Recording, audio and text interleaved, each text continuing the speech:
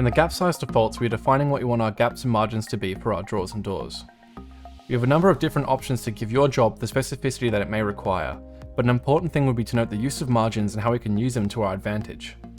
As an example, if we were to look at our upper bottom margin, it is currently set to 0, and what that means is that our door for our upper cabinets are going to be sitting flush with the bottom of the cabinet carcass.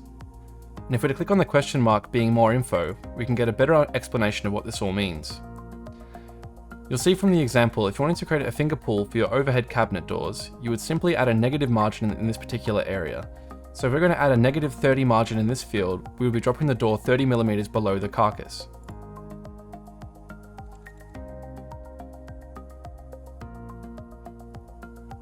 Like in the product size defaults, there are also visual representations of what you are changing to help with what and where changes are being made.